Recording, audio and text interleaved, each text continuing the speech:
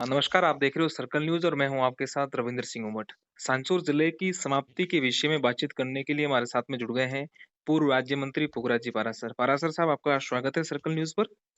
धन्यवाद भाई।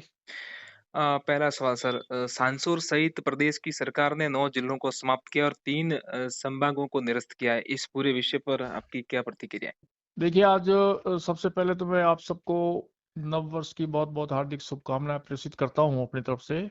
और इस जो आपने बात अभी बताई कि 3 संभाग और 9 जिले समाप्त कर दिए। मैं समझता हूँ कि भारतीय जनता पार्टी का इससे बुरा काम कोई हो नहीं सकता।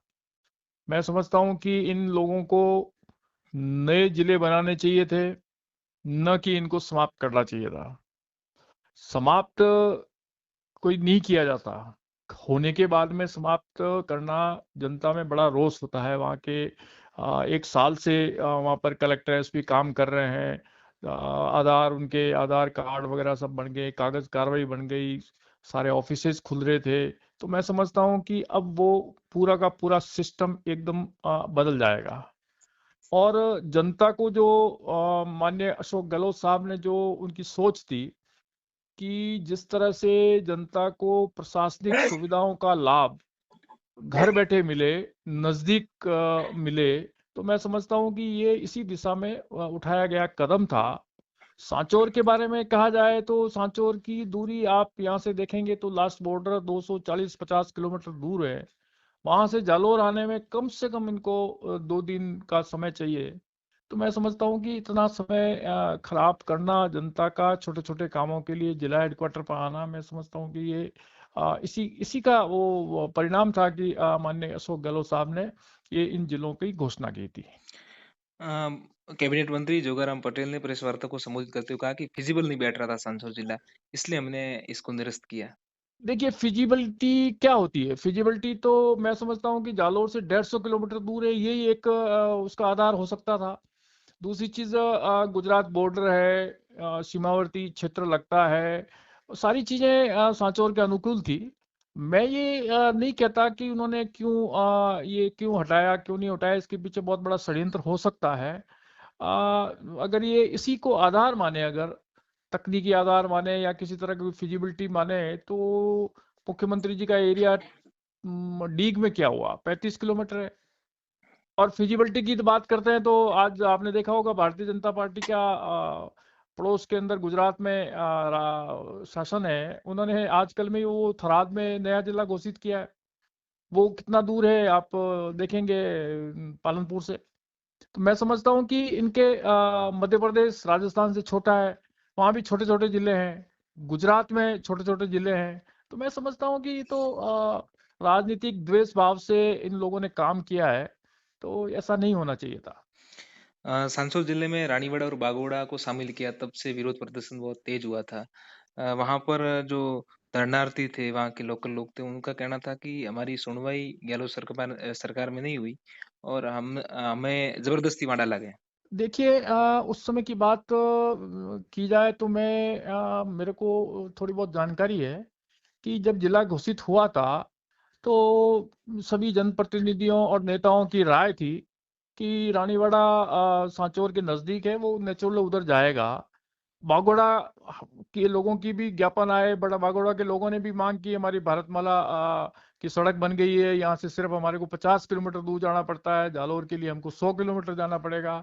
तो जनप्रतिनिधियों की भावना के अनुसार ही सारे फैसले हुए थे।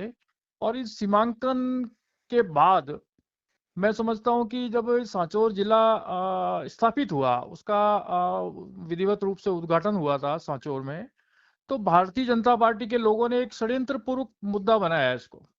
मुद्दा बनाने के लिए भारतीय जनता पार्टी के लोग, आपको पता हो तो सारे भारतीय जनता पार्टी के लोग सड़कों पे थे। ऐसा अगर होता तो उनको जब जिला घोषित हुआ उस दिन ही ज्ञापन देने चाहिए थे, उसी समय उनको अपनी बात सरकार के समक्ष रखनी चाहिए थी।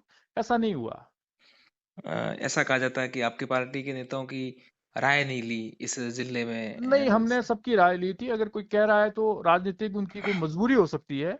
मैं समझता हूँ कि मेरी जहाँ तक जानकारी है, सभी जनप्रतिनिधियों और नेताओं की राय के अनुसार सीमांकन हुआ था। जिला घोषित होने के बाद में जब जिला स्थापित हुआ, उसके बाद में सांचौर के अंदर कुछ घटनाएँ घटी, उसके बाद में कुछ माहौल पैदा हुआ। उससे पहले आपने देखा होगा कोई धरना प्रदर्शन नहीं हुआ, कोई किसी तरह का वहाँ पर कोई डिमांड नहीं हुई, कोई ज्ञापन नहीं आया। मैं समझता हूँ कि ये एक भटकाने की बात थी।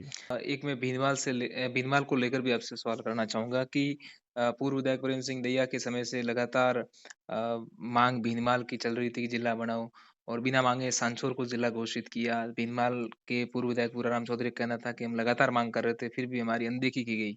अब देखिए एक माँग उन्होंने कहाँ की, किसने की, ये इस बारे में तो मैं नहीं जानना चाहूँगा क्योंकि मैं कुछ सरकार मेरे पास कोई इस तरह की कोई ज्ञापन या कोई किसी तरह का नहीं आया कि मैं कोई जानकारी दे सकूँ। ये सरकार के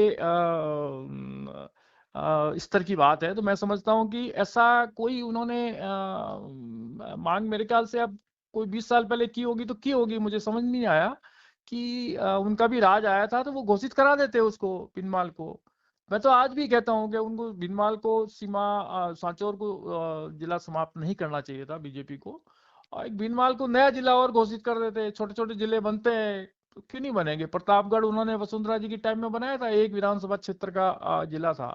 तो मैं समझता हूँ कि ये कोई गलत बात नहीं है। सांचौर के लोग महापड़ाव कर रहे हैं। पूर्व मंत्री सुखराम बिश्नोई ने कहा है कि हम जब तक जिला नहीं बनेगा तब तक धरना प्रदर्शन करते रहेंगे।